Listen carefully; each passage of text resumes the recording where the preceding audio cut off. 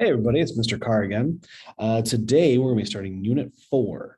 Let me scroll up real quick. Unit 4 is going to be covering linear equations, and I should be also say linear functions because that terminology is not going away. Okay, so today we're going to be talking about 4a, calculate the slope of a linear equation. So when we look through on this one, okay, so start with linear equation. So that is an equation where all points are on a straight line. Okay, that's what will create a linear equation. It has to have a graph where all the points are going to be on the straight line. All right, a slope is the steepness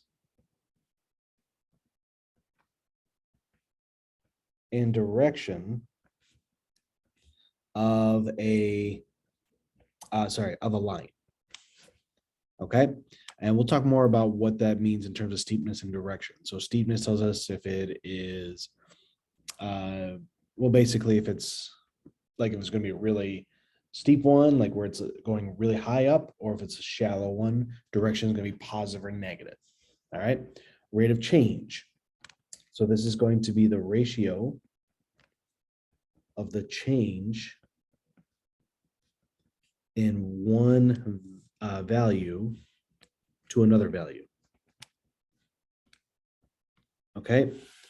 Lots of times what we do this is if we do this as a ratio, we do it's going to be it's going to be the change in y and then the change in x. Let me write that down. So we can do this with any kind of values for our rate of changes. For example, go 46 miles per hour. That's a change in miles per change in hours. But lots of times what we do for our linear equations, so often what we'll do in this unit is that the first value will be the change in y. Oops. And then the other value will be the change in x. Okay, so that's what typically we're going to do. So if I write that rate of change, I would write change in y. So we're going to show change in y as what's called delta y over delta x. That's what this symbol means. It means change. Okay, so that's what we're typically going to do for our rate of changes in this unit. Okay, so let's take a look at quickly identifying whether or not we have a linear equation. So if we want to determine if the equations are linear, explain why or why not. So for equations to be linear, we have to have that constant rate of change, which means, okay, or I didn't even use that. It means that it has to have a constant rate of change. What that means is my x is multiplied by a real number. Okay, so what happens is when I look at this down here, I have x times y here. Okay, and I'm going to add to this, multiply by only one real number.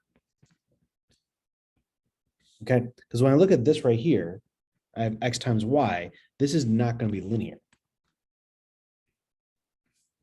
Okay, because if y ever changes, that means that this is changing, and that means that my line is going to be different. Okay, it's not linear. X is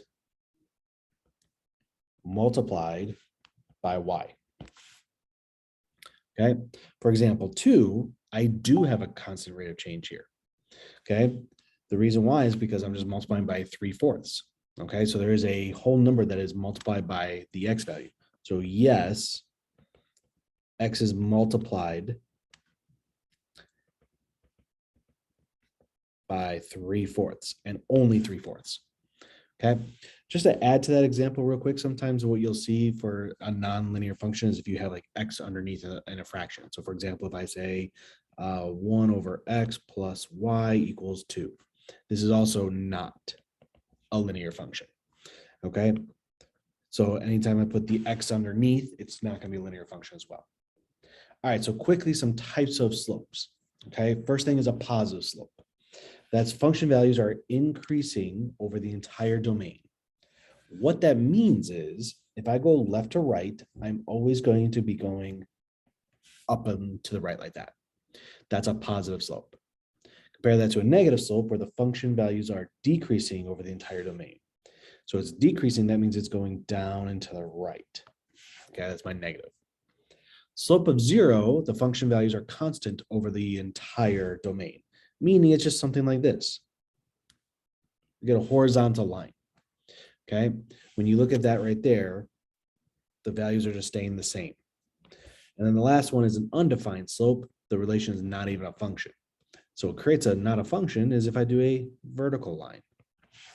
Okay, so that's not a it fails the vertical line test because it is a vertical line. We have more than one point that it hits that. Okay, but undefined slope looks like that. All right. So again, all these cases I'm reading them left to right. This gets a little bit messed up because it's just going straight up and down. So let's talk about how to calculate the slope of a line given certain information. Okay, so the rate of change. If x is the independent variable and y is the dependent variable, then the rate of change is delta y over delta x. Okay, and again, remember delta y and delta x means change. Another way of saying this is if I'm changing in the y direction, we kind of call that the rise. If we change in the x direction, that's the run. So that's another way of referring to this as rise over run. Now, how to represent that change in y and everything, we can do that with a certain formula. That's what we're talking about right here with slope. The slope of a non-vertical line is the ratio of the rise to the run, like I said right here. The slope of any non-vertical line through points x1, y1, and x2, y2 is going to look like this. y1 minus y2 over x1 minus x2. Now, it doesn't matter if I switch these up, okay? If I made it y2 in front and then y1 in the back and x2 in front and x1 in the back. The key here is this is the delta y, okay? If I look at the change in a y direction and the change in the x direction, we are subtracting those values, okay? So that's how we can get our slope or also rate of change. So for example 3, use the table to find the rate of change. Explain the meaning of the rate of the change. This is a nice keyword here. Okay, we're going to talk about that as like, especially when we talk about the two values that are changing. So to start here, we're looking at change in y over change in x. And so here are my y values right here. And then here's my x values. So I'm just going to take, honestly, any two. Okay, if this is a linear equation, it doesn't matter, but I'm just going to take any two to start. So I'm going to call this x1, y1, x2, y2, so that my slope, oh, sorry, one more thing. We also use the letter m to mean slope. Okay, so if I start using m, that's what I'm using on that one. All right, so if I use my slope formula, I'm going to do y1, which is 76 minus 152 over 2 minus 4. Okay, if I do that, I've got 76 minus 152 is going to give me negative 76 over a negative 2. Okay, and I divide that out and I get a positive 38. Just for the fun of it, let's pretend I did this instead. Let's do y2, y1, x2, x1. Okay, I do these 2 points. So if I do that, I'm going to do 228 minus 152 over 6 minus 4. Okay, and then I get 228 minus 152 is a positive 76. 6 minus 4 is a positive 2, and I also get 38. The thing is, it does not matter as long as I have a linear equation. It doesn't matter what I compare for my rate of change. It has the same rate of change wherever I go. I could do the same thing with comparing 2 and 6, 76 and 228.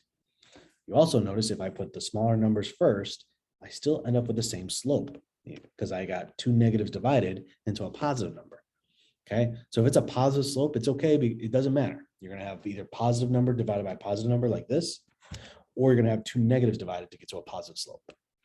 If you switch it around for like a negative slope, you're going to have one positive, one negative, and it doesn't matter because in the end it's negative. All right, So we get this answer here, but now let's talk about the meaning. Look at the change in y. We changed in distance, okay? Over here, we changed in time. We changed miles and we changed hours. So that means that the car traveled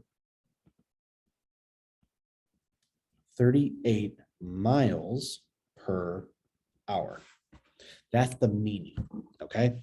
So the fact that we are changing in distance, we're changing in miles, and we're changing in hours is the idea, okay? Let's scroll that down. Find the slope of the graph line. So again, it doesn't matter which one I call which, so I'll call this x1 and y1, and then x2 and y2 here. So my slope of this is just going to be, if I do y1, it'll be 7 minus 4 over 0 minus 4. And I've got 7 minus 4 is 3 and a negative 4. So it's just an overall negative 3/4 for the slope. Okay. And again, if I went the other way, so if I switch around, if I switch these around, I call it x1, y1 is 4, 4. Then I'm going to be taking, let's see, that would be 4 minus 7, which is negative 3. 4 minus 0, which is positive 4. It's still a negative slope overall. Okay. All right, find the rate of change of the line that passes through these 2 points. So again, I'm going to just label them x1, y1, x2, y2. So my slope is going to be, we got -1. This is a good one because make sure you do this. If you're doing negative numbers, I like to do it with parentheses. This is me subtracting the 2 y values, -1 minus a -1. Okay, and then that's going to be over -3 minus 5. So in this case, I've got, that's going to turn into a positive. So -1 plus 1 is 0. -3 minus 5 is a -8. Well, that's 0 divided by anything is 0. Okay, so that's my rate of change is 0. All right, and find the value of r. So the line through this 6, 3 and R2 has a slope of 1/2. So a little bit difference, but again, I'm going to label this x1, y1, x2, y2. I'm going to set it up as just saying that my slope, well, actually, remember, instead of writing m down, this is my m right here. So I'm going to do this. 1/2 is equal to my setup. So I'm going to do y1 minus y2, which is 3 minus 2. And then x1, 6 minus r. Okay. Well, I can do 3 minus 2. I'm going to simplify that. So that's 1 over 2 is equal to 3 minus 2 is 1 over 6 minus r. And I could take shortcuts, but I'm going to go ahead and cross multiply because I have 2 fractions equal to each other. Why not, right? So I do that, and I'm going to get 1 times 6 minus r, so that stays like that.